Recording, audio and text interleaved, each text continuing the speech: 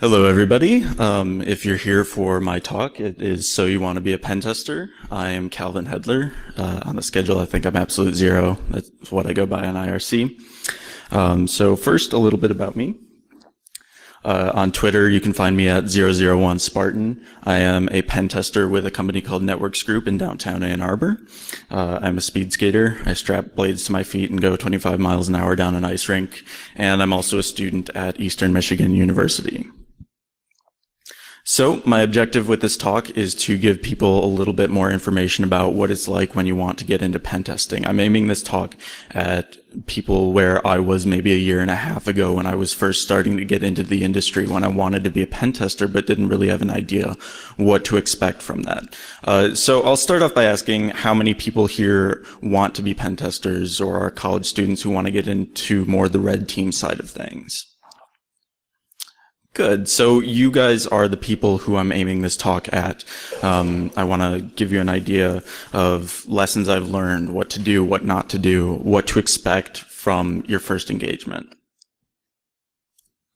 So we're going to start off with a couple things on what you need to do before the engagement.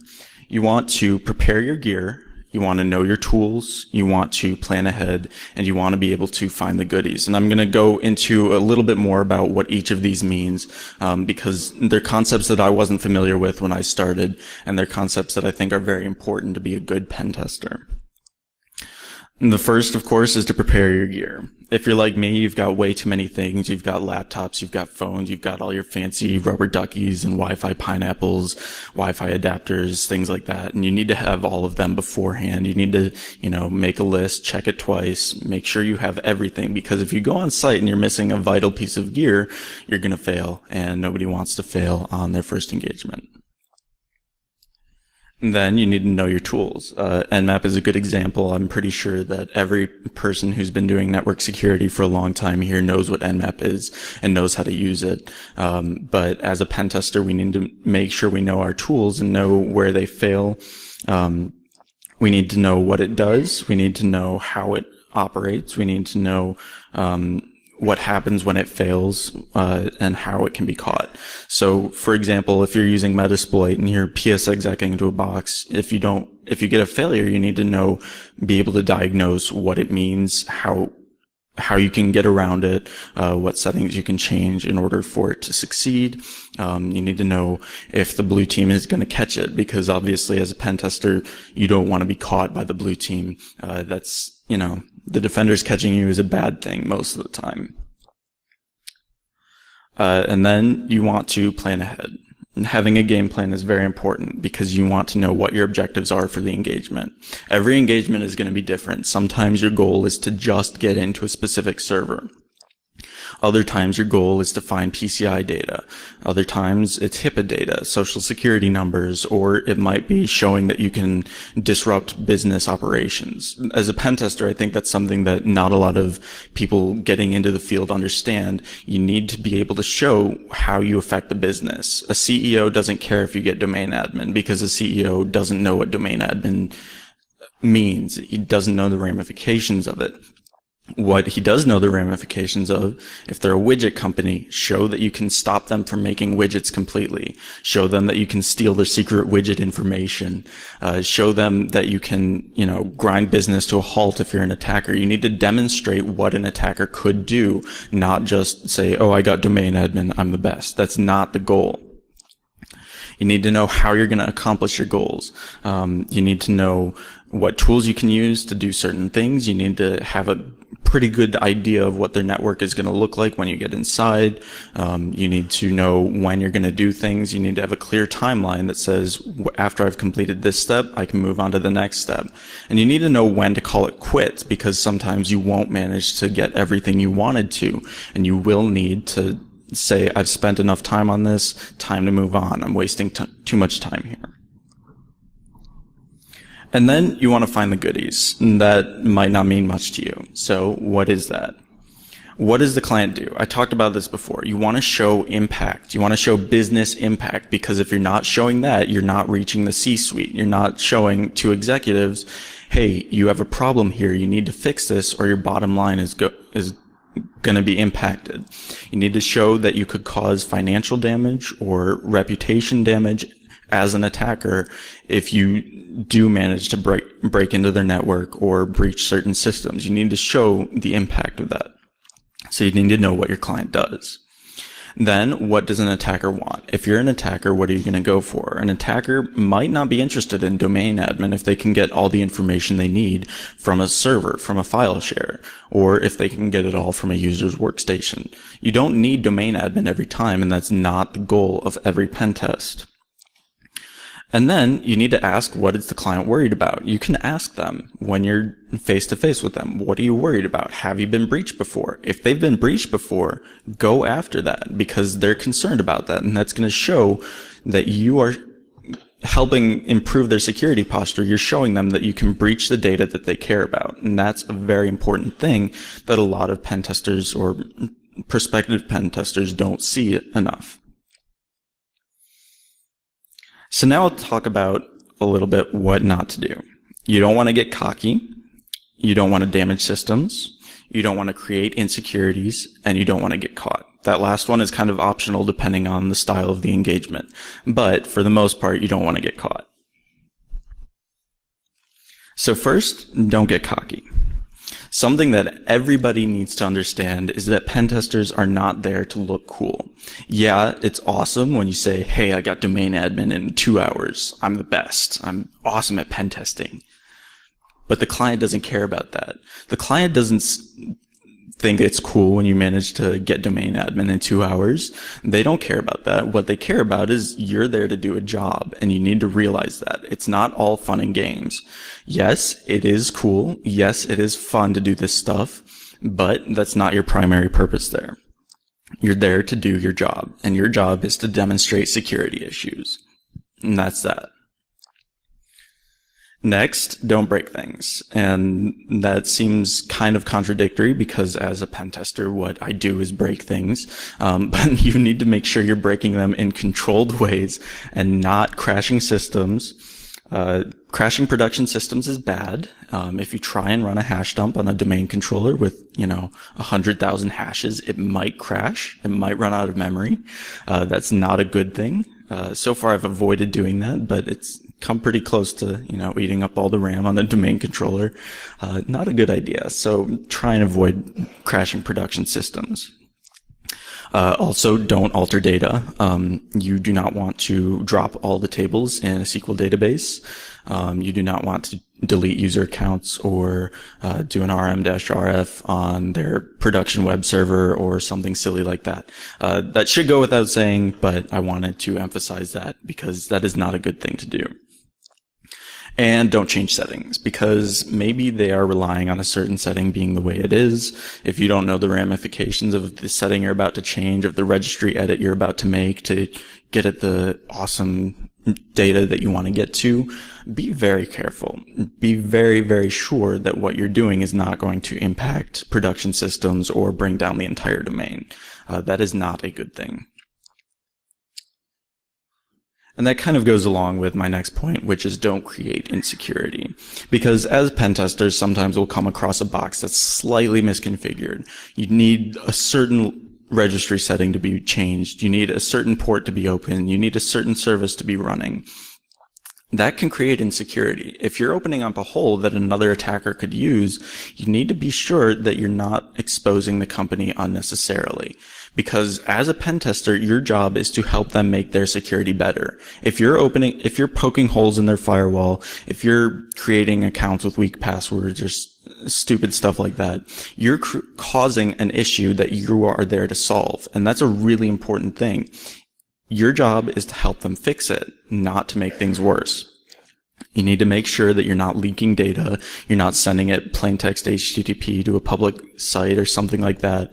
You need to make sure that you're not exposing systems unnecessarily. You need to be very, very careful whenever you do anything like that, because if you're not paying attention, you're part of the problem. And as pen testers, you're supposed to help fix the problem. And the last point that I said was kind of optional in some engagements is don't get caught. You need to understand what is noisy. On your network, what is going to cause a lot of noise, what's going to cause the blue team's firewalls to light up like Christmas trees, what's going to flood the switches with packets. Crashing the network is not something we're there to do. A lot of these tools, if used in the wrong way, can be noisy, can get caught very easily. You also need to know what sort of defenses they have. What are they going to catch? Are they going to catch Meterpreter being spawned on port 4444? Because that's the port that every single, default setting 4444. And that's probably going to catch someone's eye if they see that. If you're spawning, a plain text shell, they're probably going to see that. You need to understand your footprint when you're using these tools. You need to understand what's going to happen when you ps-exec. If they've got endpoint security that's going to detect you, probably find another way. And also, part of getting caught, if you're doing a physical test, how much will bail be if you're arrested? Because that is an important consideration. We have get out of jail free cards. You need to make sure you have that on you. Getting caught is obviously never part of the plan, but if you do get caught, will there be cops? Will there be people with guns? You might want to be extra careful in those cases. So now I'm going to go through with a case study. This is a large retailer, thousands and thousands of employees, billions of dollars in revenue, and they had 6-character passwords, which is why we got in. I'm going to take you through this step by step. We're going to explain what I did at each step of the way. This was a team engagement with 2 other teammates, and we made pretty short work of them. And we had a lot of fun while we were doing it. But again, we weren't there just to have fun. We were there to do our jobs and to help them fix issues in their environment. So the first stage is always external. You want to enumerate their applications, identify their footprint. What applications do they have on the web? Are there web apps? Are there login points for FTP or SSH or Telnet? What kind of footprint do they have externally? And that also goes with open source intelligence collection. What can you find out about them before you touch their systems actively?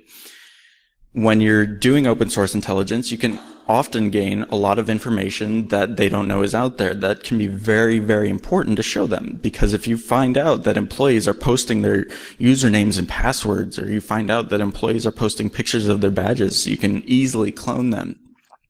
Or you can find a post on a forum of an employee saying, "Man, I hate how people always sneak in this door and how they never lock it." That's a good tip, and that's something you should be looking for.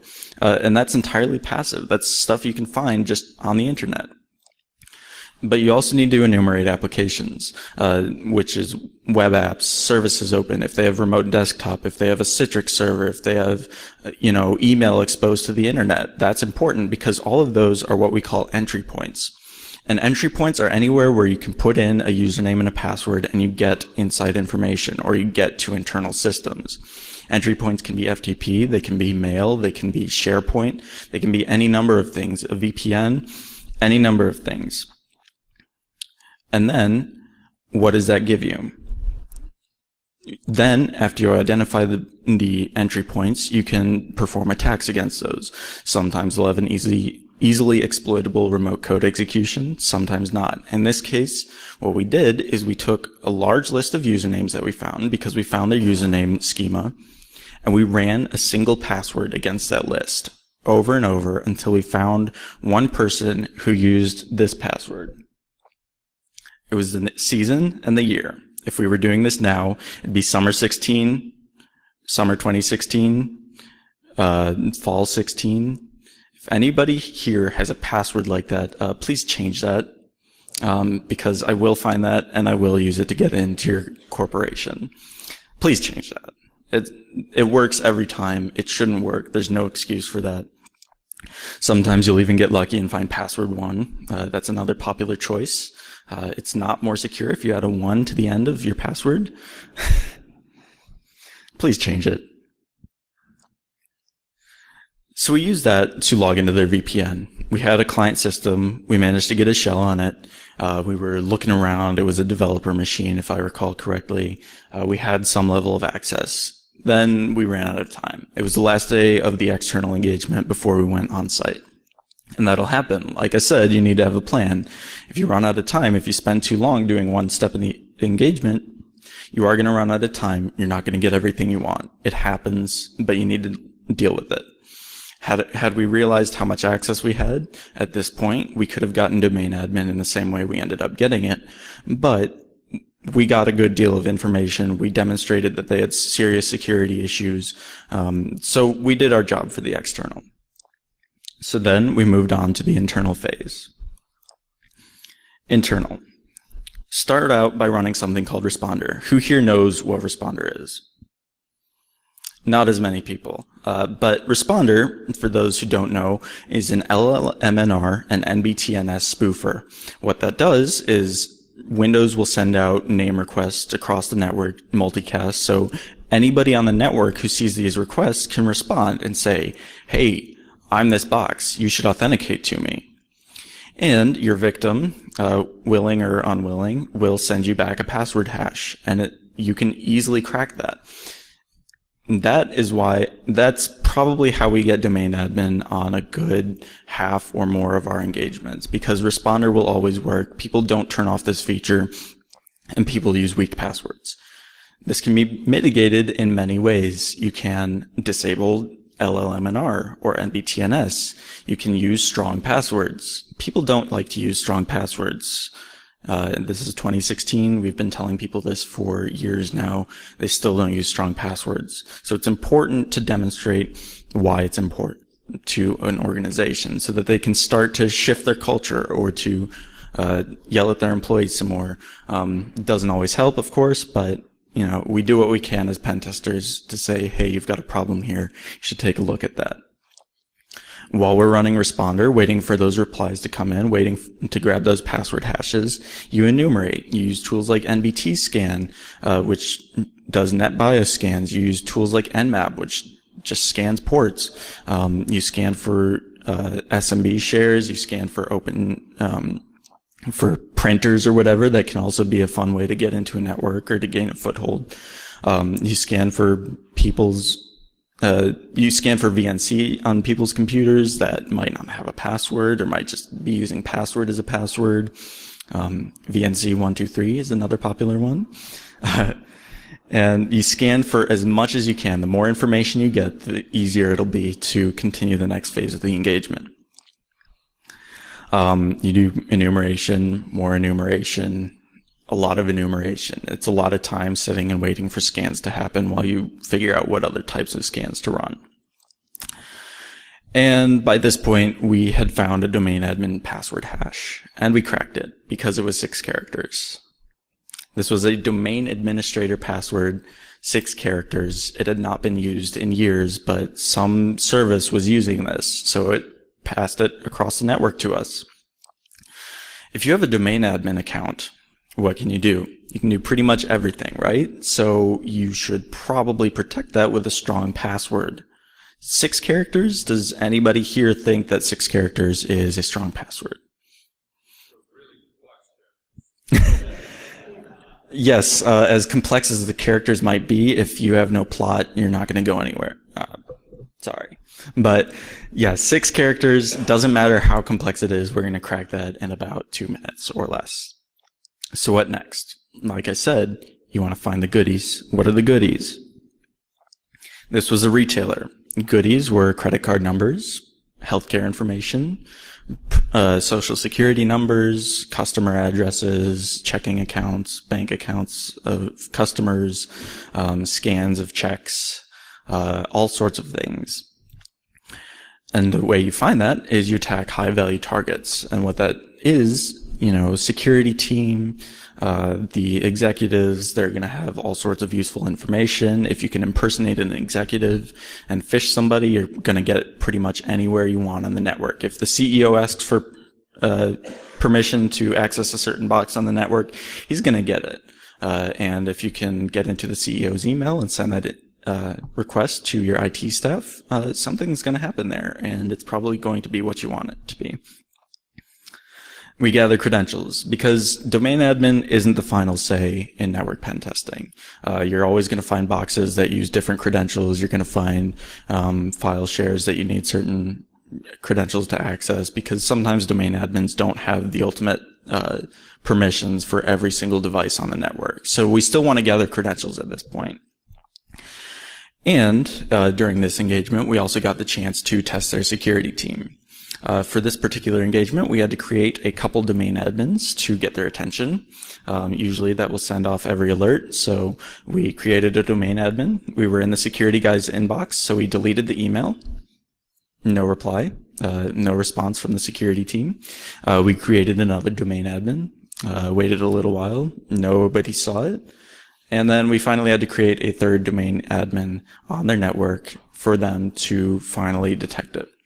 And we were sitting in their IT security inboxes, watching the emails go back and forth. Hey, did you do this? No, I didn't do this. Did you do this? No, I didn't do this. Who did this? And eventually, we saw them, exchanging emails, and then we heard a knock on the door of the little room we were sitting in, and there were 3 IT guys standing there. Big map of their network with ports labeled, so they found us. They were looking very confused and very scared because they didn't know that we were there to do a pen test. So sometimes testing the response of IT guys, of IT security is important, because you want to know how your organization is going to respond if you're a real attacker. And so, as pen testers, sometimes we need to up the noise level because it can be unfair to those blue team guys. I know they have got a very, very hard job. I'm under no illusions to that effect. They have the harder job. Pen testers, we have it really easy. We're always going to find a way in. The defenders have to be right every single time. We just have to be right once. Attacker dominance is a very real thing, and it's very important to realize that and test accordingly. Test their response. See what happens when they realize there's been a breach. If they don't notice yet, see what happens when you up the noise level. Create domain admin accounts. Run port scans across every box on the network. Things like that. And trigger some alarms. See what happens. See how the response happens. Sometimes, as pen testers, we also get to do physical penetration. What that means, breaking into buildings, tricking people into letting you into buildings, crawling under fences, all that sort of fun stuff. In this case, we tailgated through doors. It's amazing how people will hold a door open for you, even if you don't have a badge, even if you don't swipe your badge or beep your RFID tag in. Sometimes people will go so far as to put in their PIN numbers and then hold the door for you after the secure door with their PIN number. We had a very friendly gentleman scan his badge, hold the door for us. He's like, "Oh, I see your hands are full. Let me enter my PIN in for you and just follow me in this door." People like to be helpful, so exploit that. Social engineering 101. Take advantage of people whenever and wherever possible. Sneak past reception. If there's a receptionist there who's supposed to check everybody in, walk right past. Sometimes you need to hold your cell phone up to your ear and say, yeah. I'll change the number on that account or something like that. Walk right past. See what happens. If somebody says, "Hey, stop," but they don't come chasing after you, don't stop. It can be that easy. Walk like you know where you're going, and even if you don't know where you're going, people will generally get out of your way. Be nosy. Check out the executive offices. Go there after 7 o'clock when everybody's gone. Nose around. Take a look at their, they've got plane tickets. Oh, they're going there. Nose around. Find their personal information sitting in a file desk with the key in the lock. Be nosy whenever you can, because that's an issue that they're going to want to know about. In this case, we also got to break into the data center. It took us about 20 seconds and a tool that just reaches around under a door and pulls a handle. It is frighteningly easy to do that in most locations, and most people don't know about it. So let them know. Let them know that there are tools that can do this. There was somebody right there watching us, walking past. Nobody said anything while we were breaking in there. That's important because it shows that nobody's paying attention to security, and it shows that, nobody cares if you're doing sketchy shit, and they're not going to bat an eye while you're sitting there breaking into their data center. I took a video of that, we have us walking through the data center, plugging blank drives into their mainframes or whatever was in there, whatever we could get our hands on. And they saw that and they were like, oh shit, we've got an issue. And that is what we want as pen testers. We want to demonstrate, we want to give them that oh shit moment. We have issues. So here's what you can do to fix them. And that second part is also your job. On this physical engagement as well, I had the chance to walk through the snow. I did not anticipate walking through the snow, so I was wearing sneakers and ankle socks. I had frostbite after that, but we got in, we got out, we slipped under a fence. We showed that we could walk around inside this secure facility. Nobody stopped us. We had, took a bunch of selfies in there, went into the admin building for that, took a bunch of selfies in there, checked out things. We were nosing around. Nobody paid attention. Nobody said, hey, maybe you should be wearing safety vests and hard hats like everybody else here. Or, hey, where's your badge? Everybody else here has a badge. Nobody noticed a thing. And that is an issue.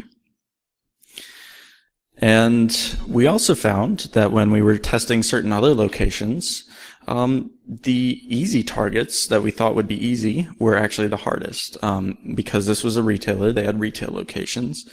And we thought, we were going to be able to go in, look around, snoop around, get into the back areas, get into the computer room with no problem. We almost got arrested doing that. Didn't quite get arrested. We got a phone call from our point of contact right before we were about to get arrested saying, hey, we should probably call this off because there are cops waiting for you guys. We figured it was a good idea to stop after that and to call it a day. We thought they were going to be easy targets. They weren't. So I have some lessons learned from that engagement as a whole. Number one, don't get cocky. The softest targets that we thought were going to be a piece of cake to walk into and get everything were the hardest. There were cops waiting for us when we tried to get in. Another lesson before this, I didn't anticipate brute forcing passwords to be a thing, but my team lead said, hey, let's try this reverse brute force. We try one password against a list of usernames, and it worked. Password guessing works in 2016. Also, domain admin is not the goal. That's a misconception that I had before I got into the industry, because domain admin is always the thing you strive for in an engagement because it'll give you the keys to the kingdom. That's not always the only goal. You can demonstrate that there are issues even if you don't get domain admin. And that's something that I learned, because file shares, if they're open, you can get all their credit card information without domain admin. You can get all these social security numbers even without getting domain admin. It's a misconception that a lot of people have getting into pen testing. You always need domain admin. You don't. And then the last lesson learned was to always bring boots if it's snowy outside, because frostbite on your ankles is not fun. Wet shoes are not fun, especially when you have to walk 1.5 miles through the snow and slip under a fence and it's cold. And it's miserable. Always bring boots. Always be prepared. And that's part of your gear too. So I blazed through this way too fast. I'm going to have time for questions, plenty of time for questions. Please, if you have questions, ask them to me. That's what I want to do. I want to help people understand what it's like, what my experiences are, how I got here. Feel free to ask anything that you would like to know about pen testing. Yeah.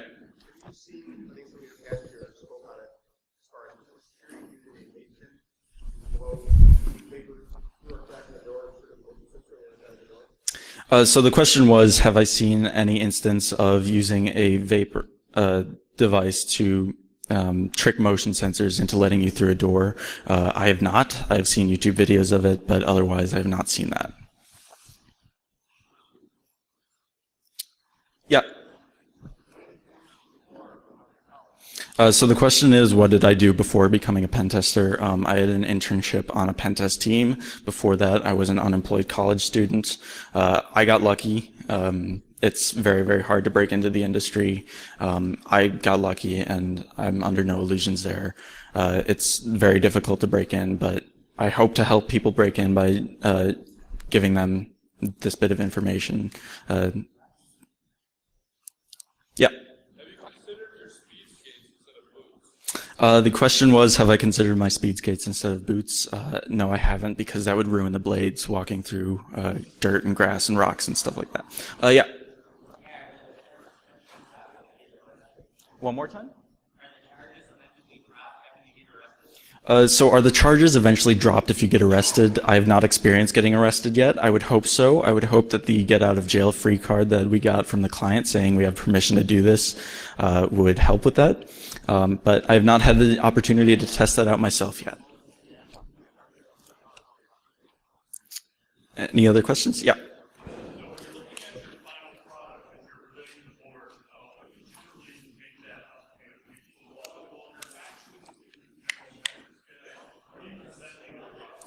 So the question was, when you're finally presenting your report, your findings, what does that look like? Usually it'll be a report. It'll be a few dozen pages sometimes. We do not use vulnerability scanners on our pen test, so we don't give you a list of 500 different vulnerabilities. What we do is we show you how we broke in, our attack path, the methods we used to get the information we got, and present that in sort of an easily digestible package, and we've spent a lot of time trying to get that to be as effective as possible without being boring to read. Yeah. Have we found ourselves in a spot where we've had to roll our own tools? We have. We were not very successful, unfortunately, but again, I'm still fairly new to this, so I don't have all the tooling background that would be important for that stuff. There will be times, but I have not come across any and been successful with that yet.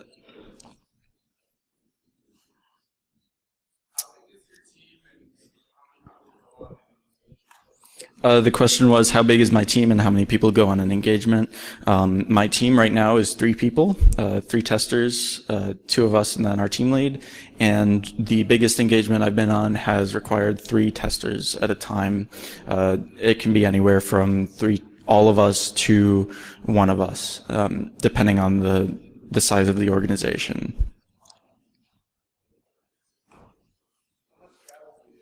How much travel do I do? At the moment, it's about 25%. That'll depend, on how busy we are selling pen tests. It'll vary by organization. Some people want you on the road Monday through Thursday, and then you're back on Friday. I wouldn't want to do that, but it depends on the organization. It depends on the level of business that you're doing. I saw somebody back there. What's our preferred distro of Linux? Depends really. Everybody has their favorites. Right now we're using Kali. I've used Arch in the past. I've used just Debian or Ubuntu. It really depends, because Linux is Linux, and you're gonna have the same success with most variants of Linux. Whatever you're most comfortable with, pretty much. Anybody else? Dedicated hardware for what? So the question was, do we use dedicated hardware for our attack machines? We do not. I virtualize it on my laptop. VMware is fine for doing most engagements. Has some issues, of course, but it's not. Most of the time, it's going to be pretty useful. Any other takers?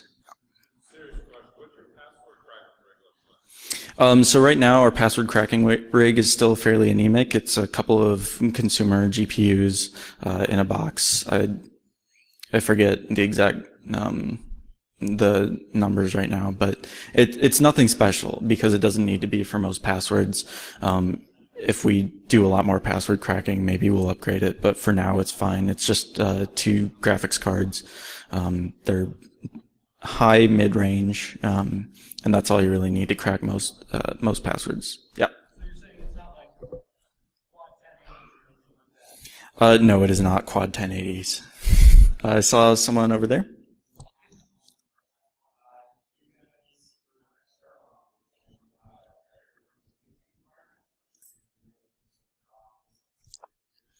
So the question was, do we create our own staging environment for external phases of engagements? Yes, we do. We spin up, VPSs as we need them. We come from as many angles as we can because we don't want any one of our boxes to get burned, or we don't want it to impact operations if one of our external boxes gets burned. And we've recently tried to imitate that with our actual our listeners, our exploitation boxes. We've tried to create no single point of failure so that if they block this one box, we'll be screwed. We don't want to have that happen. So it's kind of ad hoc right now, but we have usually a couple different boxes going at any given time.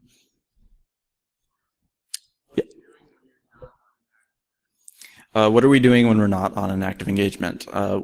We are doing research. We are looking at the latest and greatest tools, latest and greatest techniques. We're trying to implement things for ourselves. We're upping our tradecraft. I think that any good pen test team should be doing that because you always have to keep up with the pace of technology. You always want to be on the cutting edge, even if it's not required, because you will come across an environment where that is required, and you will have to up your game in order to get the results you want. Yep. How do we deal with the fallout of possibly breaking production? Politely, with humility. Own your mistakes. Say that this is our fault, but you should have language written into your contract that says you are not financially liable. Yeah, make sure you've got good lawyers or whatever. Just be polite. I've never broken production so far, but I've gotten lucky. It's just a matter of time when you're doing any gig like this. So you have to be polite. You have to admit your mistakes. You have to make sure that language is written into your contracts that means you're not liable for your mistakes. Yes. How often do we get caught? I don't know, just off the top of my head. I've done a few engagements. I would say it's 30–40% of the time, whether that's intentional or unintentional. Getting caught can both be a good thing and a bad thing, as I discussed. It can help the security team make sure they know that what they're doing is the right steps. They're looking for the right things. Other times it can just be we made a mistake and it's the pen tester's fault that you got caught. So maybe 30–40% of the time. Any more questions? If you don't have any questions, I'm happy to talk to anybody afterwards on Twitter, on IRC. I'm in the MySec channel on Freenode. It's a good channel full of cool people. You should check it out. Or you can hit me up on Twitter. I'm 001Spartan. Happy to talk afterwards. Feel free to come and bug me. I'm always happy to talk with people. Thank you for coming to my talk. I hope it's useful. Thank you very much.